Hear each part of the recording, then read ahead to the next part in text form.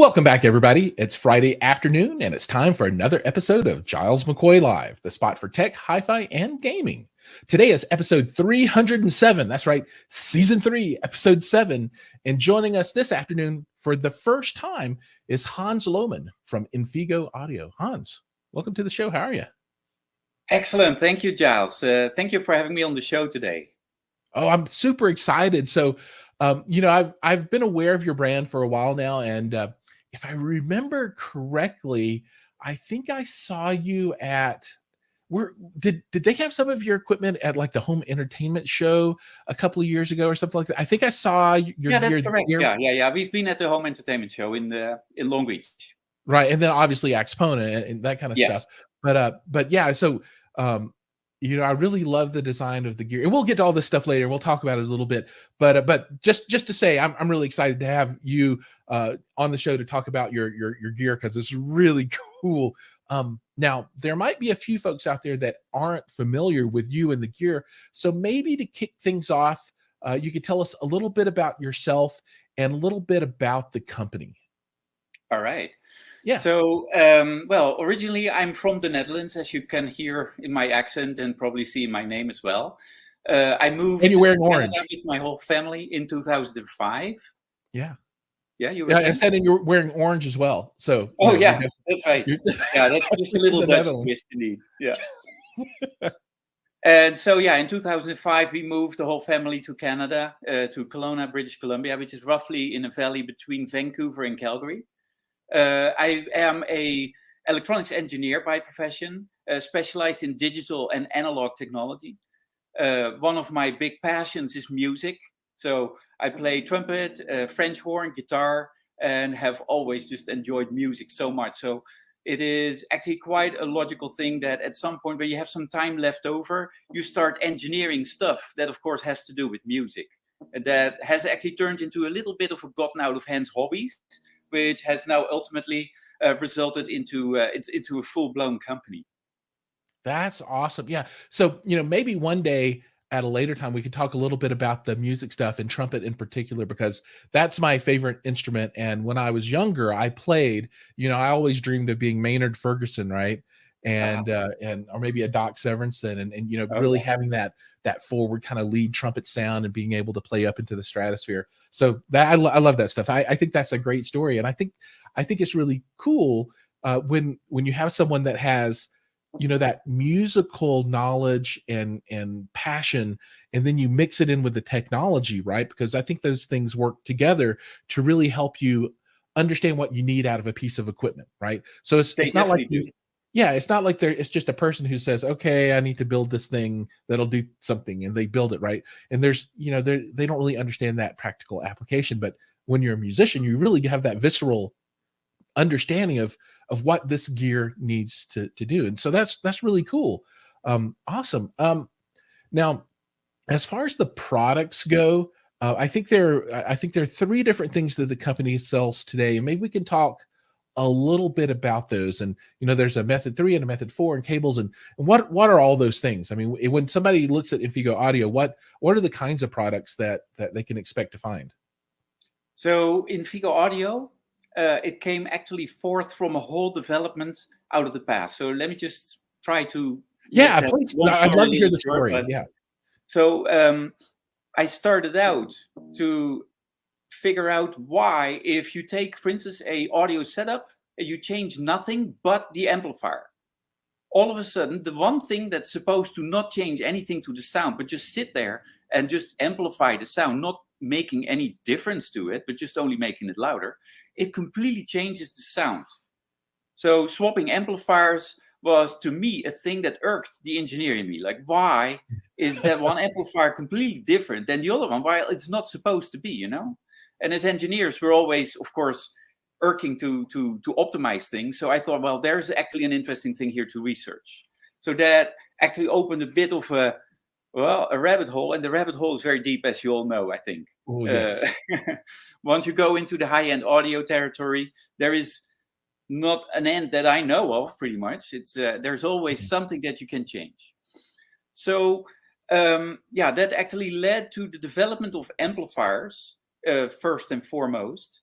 And those have finally resulted over the years into a full-blown Class A amplifier with a whole bunch of twists that we will talk into a little bit later.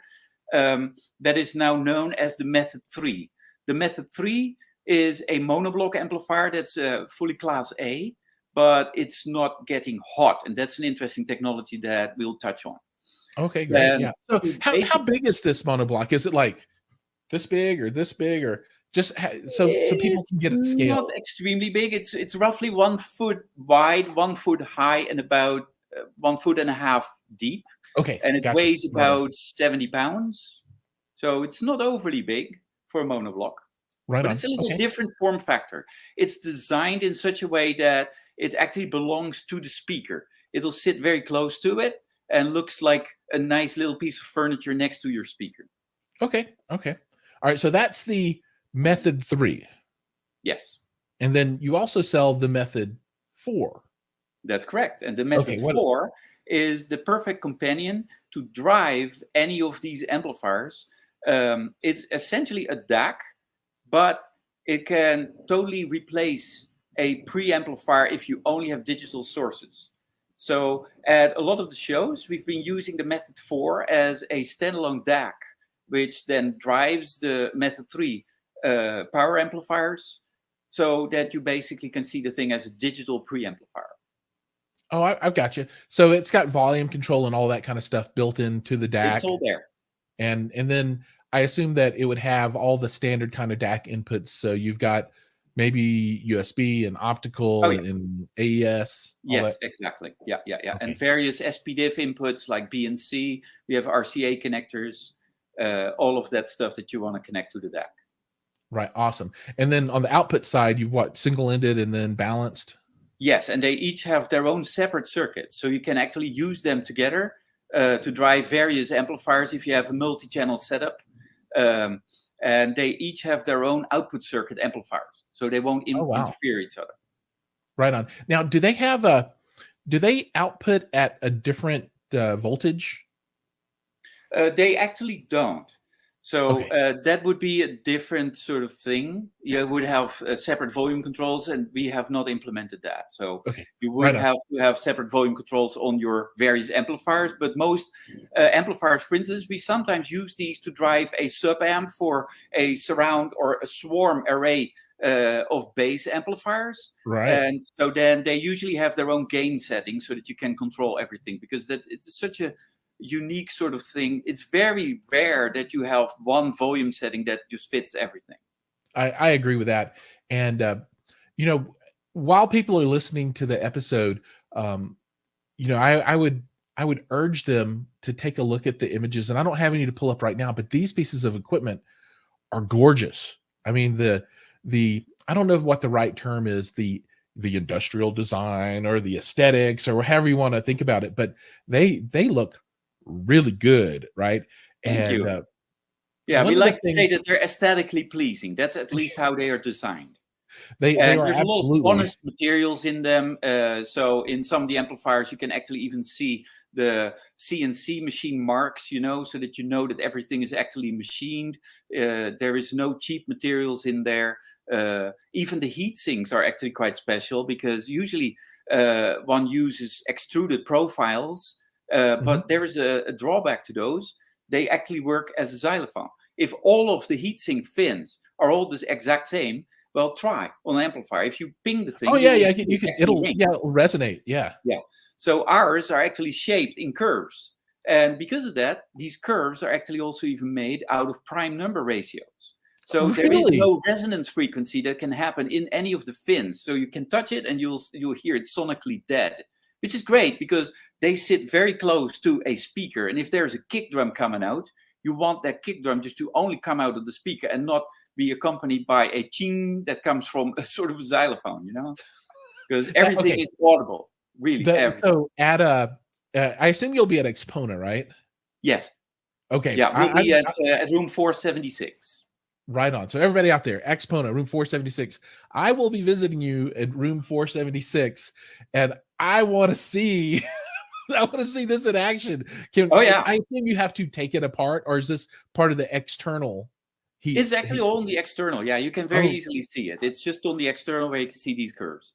okay, that's outstanding. I've got to check this out. This is see another reason why Exponent and other shows like that are super cool, because these things you might not be able to see in another way, and we'll talk about that. You know, how people can see this gear and hear it and that kind of stuff later.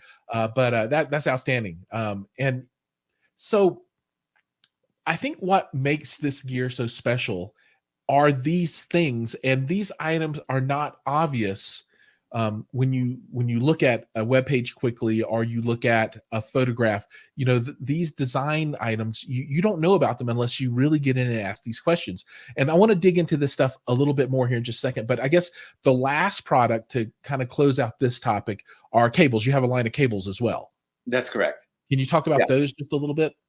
Yeah. So it was originally not really the plan to go do cables because that's just a can of worms in itself, you know. Certainly. However, when we were doing the development from method 4 connecting into the method 3s, one of the things that started to just really play a role was the cables that are connecting in between these two pieces of equipment. And those became the bottleneck so badly. We've used lots and lots of different cables. We've tried a lot of things, and that's where we always ran into some bottleneck. So we started to look at what actually caused these bottlenecks, and that's what we incorporated into our own cables. So they are definitely different. They're built from different materials than your average cable that you'll find, even if they're high-end audio cables. And a lot of the material choices are so crucial. It's really an interesting phenomenon that can happen.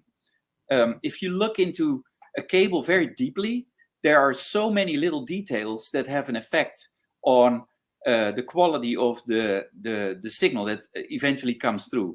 And just to give you an example, if you look at some of the materials that are made out of like polymer molecules, the insulator between, for instance, the core and the shield is usually made from something that might involve these polymer molecules.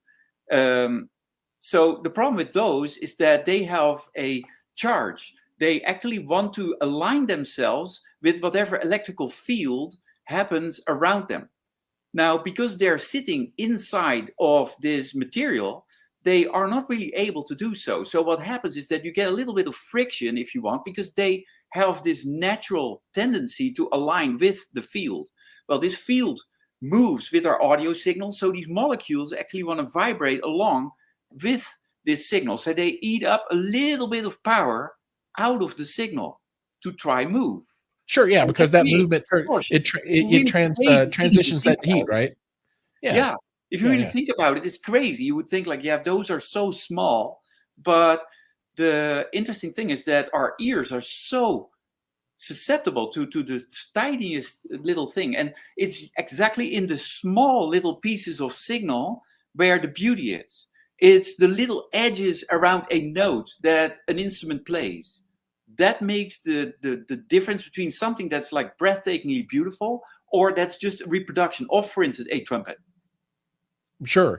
So I guess the take-home message there is that there are characteristics of the cabling that help it not degrade the sound, the quality of the waveform as it passes through the speaker wire, as opposed to other cabling where it could degrade that to some extent, right? And that becomes it's super important, right? Okay, awesome. No, good to know. I that is the first time I've had that explained in that way to me, and it seems to make sense. That's cool. And that's only one of the aspects on a cable. Imagine just one. Like 10 different sorts of things that are happening in a similar type of way. You know, it's another rabbit hole. And the problem is there's rabbit holes everywhere, wherever you go, and it's fascinating. You run into like infinite options, pretty much, that have some kind of influence on the sound. Certainly. So I want to jump into one of those rabbit holes, right? So, I receive questions quite often about different types of amplification, right? And by that, I mean like class A versus class AB versus class D versus all of those things, right? Now, the Method 3 is a pure class A amplifier, correct? And It's Class A, yes. yeah, and it operates at what, 250 watts per channel? Is that That's correct? correct. So for the uninitiated, 250 watts of Class A power is pretty crazy. It That's is. that's a lot of Class A power. And typically, while you're listening to music on a Class A amp outputting 250 watts power, not that people would necessarily listen at 250 watts because that's really loud, right? But that would generate enough heat where you could also cook on it and maybe heat your house and all these other things. So my question is, why Class A as a first question, right? Mhm. So why choose that technology over saying I want to engineer some other type of amplification type? And then after we understand why Class A, how do you then implement Class A in a way that is the best for your working environment, right? So how do you eliminate heat? How do you make it functionally workable in somebody's home stereo system? That is a great question, Giles, and it's certainly a rabbit hole, and it's very deep, but it's very interesting. So, Class A is one of the ways of amplification, but let me just first go a little bit into what an amplifier actually does. Yeah, So, yeah, if please. you look at the signal, as we all know, it comprises of a positive and a negative part. And so it moves very rapidly on the rhythm of the music between this positive and this negative part.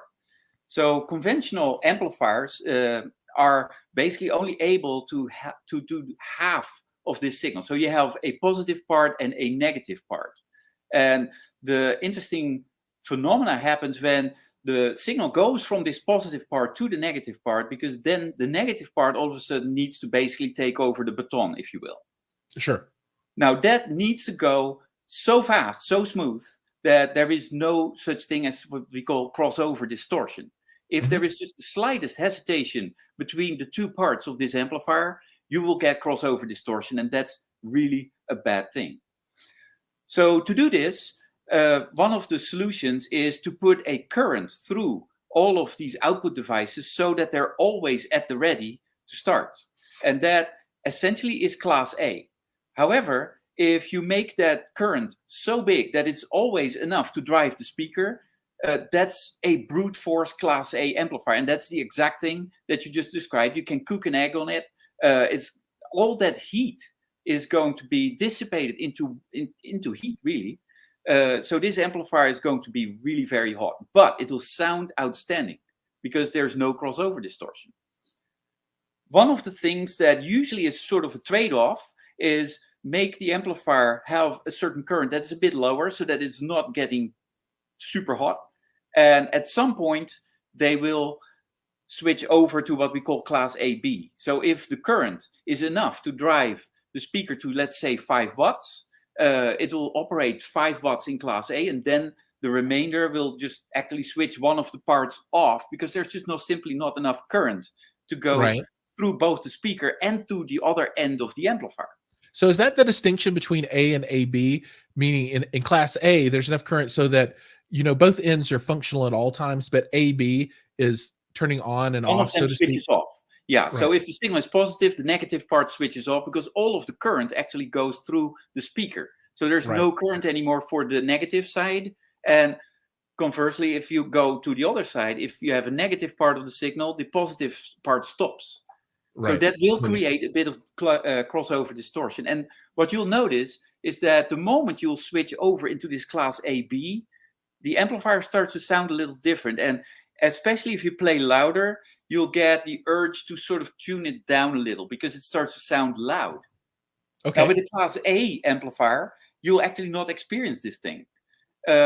You can turn up the volume. If it stays in Class A, there is no part where all of a sudden you have this urge to bring it down. So that is in the one side, the beautiful thing of a Class A amplifier, but also it may actually lead to turning the volume up more and more and more because it sounds so pleasing, Maybe which you is a do bit need all tough those now, 250 watts. except when you have neighbors very close by. Certainly. Right on. Cool. So what's your opinion on Class A versus Class D amplification, right? Are those like completely different use cases? And why did you choose A over D for this implementation? Yeah, they are indeed completely different. If you look at the operation of a Class A amplifier, I just went into that a little bit. Mhm. It's a pure analog approach. And the one thing that I have actually not mentioned is that the Infigo Method 3 amplifier is Class A, where we keep all transistors conducting at all times, but we do a little different twist. So what we do, we add 25 watts to the signal that's being used by the speaker. So we essentially add it on top so that always both sides will conduct at all times. And Okay. that actually makes that amplifier stay in Class A operation.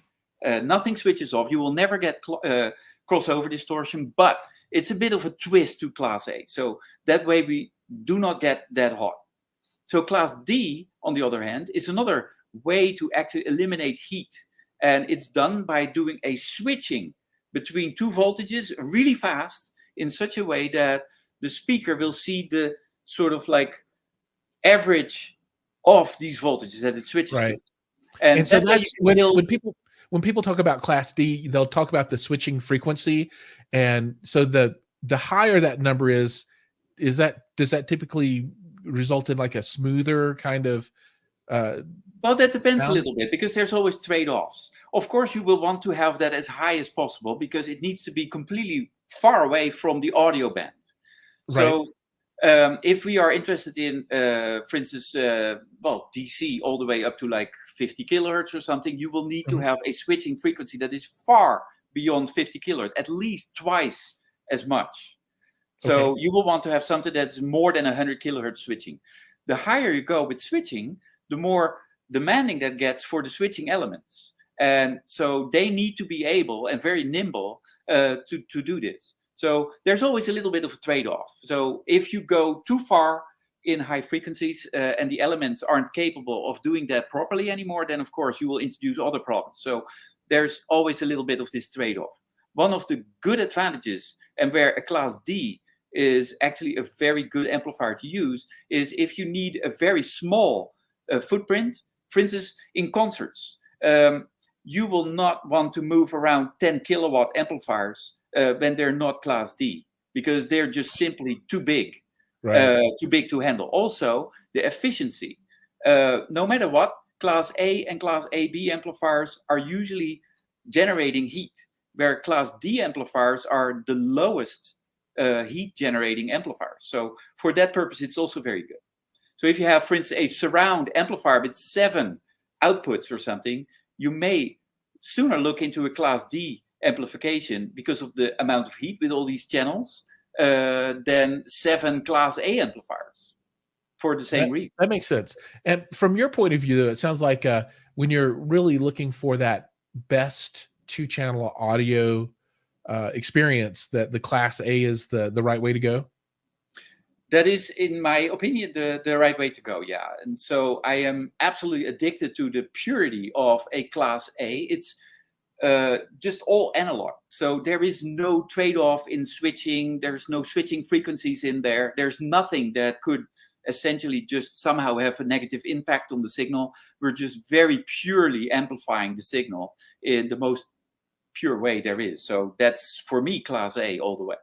Oh, awesome. Great. Well, thanks for the master class in amplification technologies. What I would like to do now is kind of turn the corner and go back to the method 4, right? Which Yeah. is your preamp DAC, I guess you could Yeah, call it. yeah. Now, when you build a DAC, the kind of the heart of the DAC, and tell me if I'm wrong here, but this is at least how I think about it. Really, Mhm. is that you have all of this equipment and you inputs and outputs and all that kind of stuff, but at the heart you have the silicon that's actually doing the digital to analog, and there are Correct. different versions or flavors and brands of chip that you can select. So, could you tell us a little bit about the chip that is used in your DAC and why you elected to go with that technology as opposed to like a Burr Brown or somebody else, right? So, Okay. what's Yeah. So the the thinking first, there? to be honest, that's a fun thing. So you mentioned Burr Brown. That is actually where I started out to build DAC designs with. The Burr Okay. Brown chipset is a very well known. They were pioneering into the multi-bit DACs. They were one of the, I'd say, very first ones that generated the 24-bit DACs, and just outstanding DAC chips. However, a couple of new brands came along, and one of them is ESS, and they happen to have their design headquarters in Kelowna, of all places. Oh, And awesome. that's exactly where I live. So at that point, of course, it starts to become logical to just run into each other. So one day, some guys from a spin-off from ESS called Resonance Labs came into my assembly shop, which is where I'm sitting here. This is actually where all this Infigo equipment gets built and born. And they asked for their DAC if I could build the first 100 boards. So, well, I told them, okay, I am into DAC design and into amplifier design myself. So we just can maybe collaborate a little bit. So that's what we actually started to do. So they built their first DACs. They were built in this shop here. And they more or less were technical people rather than audiophiles. Well, I'm an audiophile at heart. I'm mildly passionate about this, if you can hear. And they asked for some help with the high-end audio shows because, they were really not into that too much. Their idea was also just to, put on a couple of high-res files and then just let people listen to it, which is okay, of course. But there's so much more that makes these shows interesting than just meets the ear. So I started consulting for Resonance Labs, did that for many years until in 2019, unfortunately, they had to pull the plug. And that is essentially also why Infigo Audio was born. I just knew like, okay, so if I'm not going to do anything with Resonance anymore, then I just need to bring this amplifier to the market myself. And that's how Infigo Audio actually came to be. Oh, so great. Now back to the DAC chip. So it's kind of logical if you're so close to ESS that you can have good information. I've worked with the engineers there for quite a few years. So I have a lot of insight into how you can build a very, very good DAC with that particular chipset. And that is the sole reason that I chose this chip. It's a chip that's been chosen by a lot of other high-end brands, and the results are various. Some people build very, very good sounding DACs with them. Some other brands build, unfortunately, very bad sounding DACs with them. It goes either way, you know. There's almost no like in between with these particular ES9038 chips. So the way that we do this is by having a box full of power supplies. Every single subcircuit in the DAC has their own ultralinear power supply. Oh, so wow. There's 15 different analog power supplies just to basically feed these subcircuits around the DAC chips. It is super important to do so. And then there's class A little amplifiers around them for the output circuitry. That also helps a lot. They all, of course, have their own power supplies again. So essentially, the chipset is super important, but I would say the power supplies that drive everything around it is equally important. So this brings up a good question that a lot of people have posed to me, and I have my opinion, and I'm curious if my opinion, and it sounds like it might match up with yours, but a lot of people will say or ask, when I'm looking for a DAC, what is the most important thing, right? Because from I think an empirical point of view, a DAC, they all should have the same output, right? So you have digital in and analog out, and at the output of that DAC, that analog signal, if you look at any DAC, those should match up, right? If you want to stay faithful to that sound, it should be the same. And a job of a DAC should be to faithfully take that digital input and turn it into the exact audio analog output. However, that's not true, right? The implementation, it's the same problem all over again. Yeah, it's the same problem. Let's start looking into amplifiers. Right, they should actually not sound, but they do. They have their own signature. Yeah. Yeah. So the question is, people say, do DACs sound different, and why do they sound different? The short answer that I give, and tell me if I'm right or wrong, or if, what the nuance is. The answer is they should sound the same. However, they don't, and they don't sound the same. And it's not necessarily because of the difference in the DAC chips. It's really the implementation of the system as a whole to produce that analog output that's sent to the amplifier. So how close am I to truth with that answer? I think that is actually spot on. So Okay. that also explains why there is a difference. Even when you have the same chipset, but used in a different way, you get different results. Just to give you that example, all these power supplies, they are there for a reason. If you just only use a couple of power supplies, you just parallel everything and then expect the chipset to perform the same, it's not going to happen. It is very critical. And the essence of the music actually comes not from the large signal swings, but it's in those little tiny details that's around the edges of the signal again. So in the small parts is where the difference is how these DACs sound. And that's exactly the part that is where our ears and brain especially is the most sensitive to. So that is where you will hear, for instance, the violin somewhere, but if you have all the harmonics just 100% right, then you know, this is a Stradivarius, Right.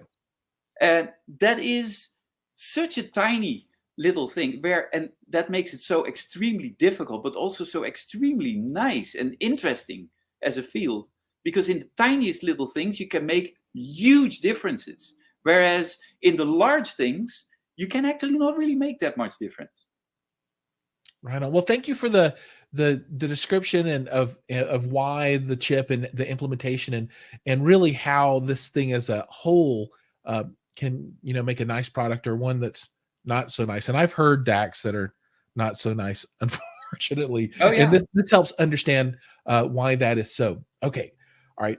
The next thing is, okay, you got method 3, you got method 4, you got your cables, and intellectually these sound pretty awesome, right? They sound like good pieces of gear. But as a consumer, if I want to hear them, what is the best way for people to actually go, I don't want to say hands on, but maybe ears on with these pieces of equipment? Is this going to be at a show or at a showroom? How can people get access to the gear to see if this is something that they want?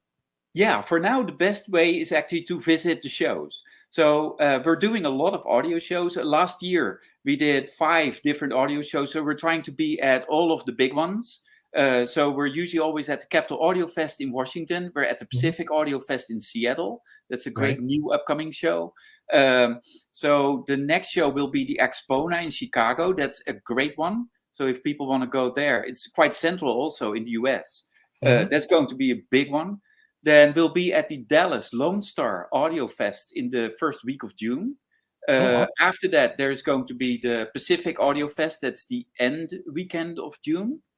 So then there's a couple more things in the making. But for sure, we'll be at the Capital Audio Fest again, which is usually around November in Washington, D.C., which is also a great show.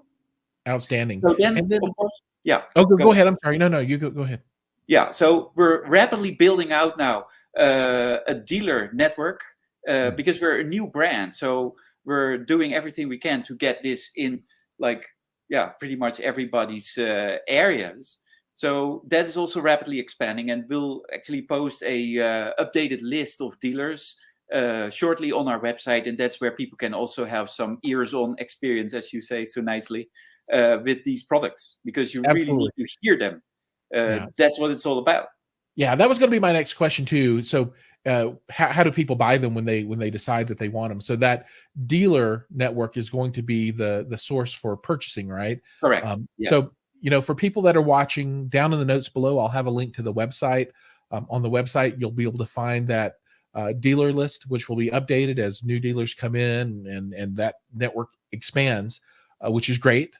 And I think for my last question, we're over time a little bit, everybody. So please bear with us, because these are all cool things. Let's talk a little bit about the future, right? So you've got the 3, you've got the 4, but I understand there's another product coming to the mix as well. Yeah, so one of the things that we've always had as the first question that pops up when people see these monoblocks, they go like, "Oh, that's very cool. But do you also have a stereo version?" So that resulted into the new product that we're going to introduce at the Expona, and that's the Oh, Method cool. 6, and it's conveniently 2x3. So it's essentially Right. the same sound signature, if you will, which is transparent. It shouldn't have a signature. It's a very powerful, very, very nice, deep, wide soundstage capable amplifier, but in a stereo version. So that is also at a nicer price point for a lot of people, because 2 monoblocks is way more expensive, of course, than only one package. So yeah, we're quite excited about the thing, and we're going to show that to the world in Expona. That's a premiere. That's awesome. Well, I will be there and I will get some footage for everybody. So for the folks that can't be at the show, make sure you're subscribed to this channel so that you can see those updates. And yeah, I look forward to seeing that. That's outstanding. Well, Hans, thank you so much for coming on the show today. This might be my favorite show so far this year. Oh, thank you. I love it when you can get kind of into the detail of these things and dig, kind of deep and understand why. It's not so much we have this thing, but why is it this way? And really kind of expand my own knowledge, and then everybody who's watching their knowledge as well. So thank you for that description. Yeah, one last thing that I Yeah, had actually ready at hand here that we didn't really touch into too much at the amplifier still. yeah, Uh, you've seen some of the internals of amplifiers, right? absolutely. One of the things that Infigo actually does. Oh, by the way, Infigo is the Latin word for impressive. So we try to just make impressive audio stuff. That's why we think it's pieces of furniture, So people that see these things, they want to make sure that they have some pride of ownership and what have you. What is the first thing Absolutely. that happens? Suppose you buy a sports car and you get some friends over. What's the first thing you do? You pop the hood, right? You Yeah, want to see you look what's at in the there. You engine, want to see the right? engine. Turn it on. Well, Yeah. that's the same thing with all the Infigo equipment. You can actually very easily pop the hood with just one thumb screw and look inside, and you'll see that at the show, and you'll see everything nicely illuminated with blue LEDs and what have you. Oh, But that's there's one cool. thing that you will not be able to see, and that's the internals of the actual parts of the amplifier that work. And so this is what is at work. So you see how many devices these Oh, are, wow. and that is one output stage of a Method 3. So there's hundreds of transistors actually at work, very small ones. So that makes them so nimble and so pure, because suppose you have a rope pulling contest. If you have 4 big guys on one end of the rope, but you have 400 kids on the other side of the rope, who do you think wins? Probably the 400 kids. There you go. Well, the Yeah. same sort of thing goes for all the details, that we try to build into these products. And so we do it a little different than pretty much the standard approach. And that goes in all the details. So when you're at the Expona, I'd love to just go a little deeper with you into that sort of stuff. Absolutely. I'll have my camera and we can talk very deeply and we can very specifically look at the devices while they're on hand. So I think that'll be great. I really look forward to that. Excellent. That's gonna be outstanding. Anything else to close before we shut it down for the day? Yeah, it's amazing how fast the time goes, because there's It still a really does myriad go of things fast. that we could talk about. But yeah, we'll just talk some more at the show. But thank you so much for this interview. This was fun. Yeah, no, thank you. Everybody out there, please take a moment, click the links down below, go check out the impressive Infigo audio. And I'm really excited to look closely at the DAC. I love DACs and that kind of stuff. And I love to stream music and play digital files. So to me, it really speaks to the way that I consume music. So I can't wait to see that in person. Everybody out there, like and subscribe, visit the website, and I'll see everybody.